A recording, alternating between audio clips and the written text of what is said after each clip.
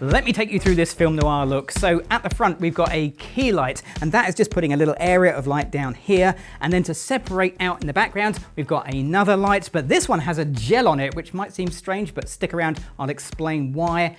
And then in the background, we've got the classic film noir blinds with a light coming through. But the twist here is a projector, vintage projector, throwing some light towards the camera and some smoke, of course, to create this image. But of course it didn't start here, so let's rewind and break it down. To help me out today, all the way from the USA, I've got the amazing Marisa. Marisa's going to be the model for this photo session, and the whole thing is a film noir styled session. So we've got a few props and bits and pieces to work with, but the first thing is the noir part, the dark part. So I've dialed in some default settings to my camera. I've gone for 250th of a second, my flash sync speed, f4 for a good depth of field, and then ISO 200, the native ISO for my camera. And if I take a picture, no flash, gives me this, no Marisa.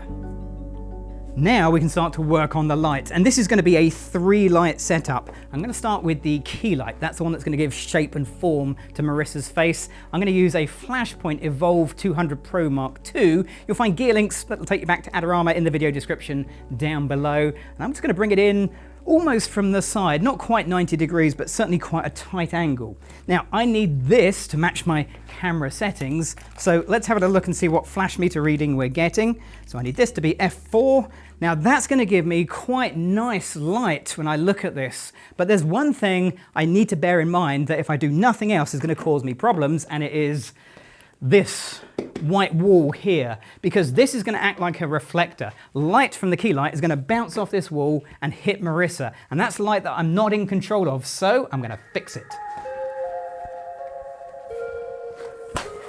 And that is my fix. So any bit of black fabric would be absolutely fine, or a black pop-up background. And when you compare the two side by side, you can see how there's just a little bit less light on the edges where I don't want it, but still there's quite a lot of light down the bottom here, so I'm going to fix that next. This is a grid. It allows me to direct the light to stop it going from places I don't want it to do. It's effectively blocking the light from spreading. It fits in the front of the reflector, but it does take away some of the light that's going to reach Marisa. Usually it's about to stop. Let's just take a meter reading and find out for sure. And yeah, I'm at f4 at 1/128th power.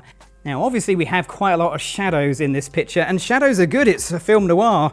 There's meant to be shadows in it, but we do want some carefully positioned light. So back here, I'm going to add a separation light. Now the idea with this one is it's going to put a little bit of light on Marisa's side, a little bit of light on this projector, we'll talk about that in a second, and I'm going to dial it down as low as it goes. Now this is the classic Flashpoint Evolve 200, the original. So it's not as low as the other one might go, but let's see if that's okay. I'll turn off the key light because I just want to see what this light is doing on its own. Now in my mind, that is just a bit too bright, but there's a bit of a problem because that is its lowest possible power setting. So how on earth can I make that any less bright than it is now? Well, the answer might surprise you, and me, because I can't find them. If you get the grid, it also comes with some coloured gels. There's a blue one and a red one, and if you combine them together, they make a purple colour. And I'm going to combine them together and put them over the light, because effectively these are a pair of sunglasses. Now you might be thinking to yourself, well, hang on a minute, purple light, that's going to look really weird in the photos. But this is film noir. This is black and white. It doesn't matter what color of light I put on here necessarily, because I've even set my camera up to show me black and white images. But it should allow me to reduce the power of the light with no further adjustments to the power itself. And you can see how much lower that light level is. And of course, it wouldn't be a film noir really unless you had the classic film noir light through a blind effect. Now there's lots of ways we could do this. We could use gobos or projectors, or you could actually get a Venetian blind like I've got here. Of course you need a light for that, so the third light I'm going to use is just a speed light, and I'm going to pop it here so it just shines across the background. I don't really want the light to hit Marisa. I'd like it just to be a background light. We've got a lot of shadow there we can fill in. And of course I can always finesse that brightness by adjusting the power. At the moment it's on 1/128th power, so there's room to go up and down.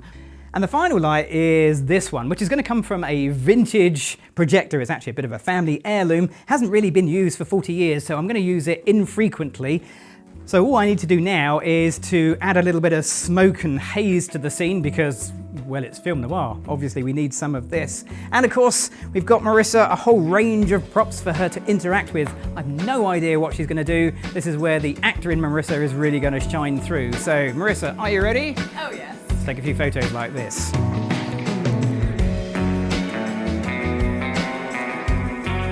Despite all of my efforts trying to get the technical lighting part right, it would fade into insignificance if the model didn't understand the character I needed them to portray. Now, luckily, Marisa has absolutely smashed this, but with this style of photography, character beats technical every single time. Now, you might have noticed the flicker from the projector, and in the real world it's even more obvious, and that's because there is a mechanical shutter in there running, I think, at 18 frames per second for Super 8 format. My camera is at 250th of a second, so in theory there is a potential moment where I could capture no light out of the projector at all, but in the real world it doesn't happen very often, and if it does happen, do you know what? I'm just going to say, well, that's one of those things, and take another photo.